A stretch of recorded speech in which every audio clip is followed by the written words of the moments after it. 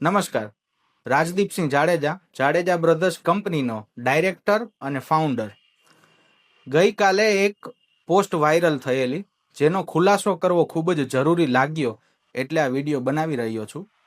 હવે જે post viral થઈ છે સિટી ન્યૂઝ રાજકોટ કરી ઇન્સ્ટાગ્રામ પેજ પર, તો તે પોસ્ટમાં જે લખેલું છે અને જે પોસ્ટ વાયરલ થયેલી છે તે સાવ તદ્દન ખોટી છે અને પાયા વિહોણી છે અને તેને હું ધૂતકારું છું. તેમાં જે લખ્યું છે તે તદ્દન ખોટું છે. અમારી કંપની અને અમે આજ દિવસ સુધી કોઈના 20 કરોડ રૂપિયા ઇન્વેસ્ટમેન્ટ લીધું નથી અને જે પણ ક્લાયન્ટ છે તેને બધાને આજ દિવસ સુધી ખૂબ સારી આવક મેળવી અને એમને પહોંચતી કરી છે અને જે ક્લાયન્ટ છે તેમાંથી 85 થી 90% ક્લાયન્ટને અમે એમની રકમ પરત આપી ચૂકેલા છીએ.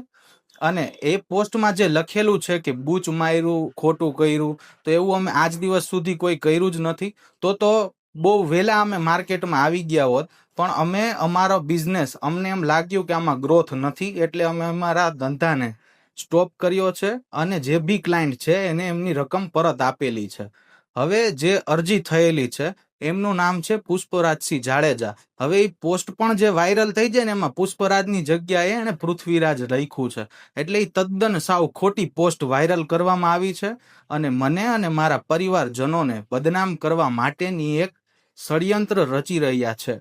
હવે પુષ્પરાજસિંહ જાડેજા કોણ છે? એ રાજકોટમાં ખૂબ મોટા પાયે વ્યાજખોરીનું કામ કરે છે અને મારે જરૂર પડતા મેં એમની પાસેથી 2024માં કંઈક રકમ લીધી હતી મારા ધંધામાં કામ આવે એના માટે, જે મેં એમને 2025 આખું વર્ષ અને 26ના સ્ટાર્ટિંગમાં મેં એમની રકમ બધી પરત આપેલી છે, જેનું મારી પાસે પ્રૂફ છે, તારીખ છે, રકમ છે, બધું લેખિતમાં છે. અને A to Z અમારે હિસાબ પણ પૂરો થઈ ગયો છે. છતાં પણ એ મને ડરાવી ધમકાવી વધુ પૈસા પડાવવા માટે ઘણી કોશિશ કરી, પણ મેં એમાં કંઈ જવાબ ન આપતા એણે મારા પર આ ખોટું ષડયંત્ર રચ્યું છે. આના ટૂંક સમય પહેલા જ, થોડાક દિવસો પહેલા જ એ મને હેરાન કરતા હતા. એના વિરુદ્ધ મેં 100 નંબરમાં ફોન કરી ફરિયાદ પણ દાખલ કરેલી છે અને એણે મને હજી વધુ પૈસાની માંગ કરી અને મેં ન આપતા એણે મને અને મારા પરિવારને બદનામ કરવા માટે આ પગલું લીધું છે. બીજું, એમાં જે કોમેન્ટ કરે છે ડોક્ટર જગદીશ માલી, ગામ ભુજ. હવે એ ભાઈ મારી સાથે 2022થી જોડાયેલા છે અને આ બધા ક્યાંક ને ક્યાંક અમે એક ગ્રુપના જ છીએ, સાથે એક થાળીમાં બેસી જમતા. અને એ ભાઈને મેં 8 થી 10 લાખ રૂપિયા એને ઇન્વેસ્ટ કર્યા હતા, તો મેં એને અત્યાર સુધીમાં 39 લાખ રૂપિયા ઓન પેપર એમના એકાઉન્ટમાં ટ્રાન્સફર કરેલા છે, જેના મારી પાસે બધા જ પ્રૂફ, પુરાવા અને બેંક સ્ટેટમેન્ટ પણ છે. જો જરૂર પડશે તો હું એ પણ રજૂ કરીશ.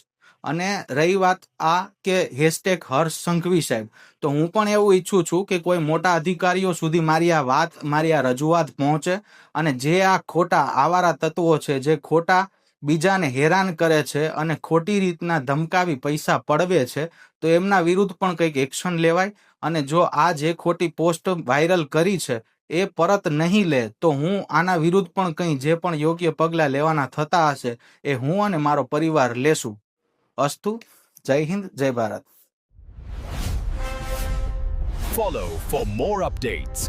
VRM9 News.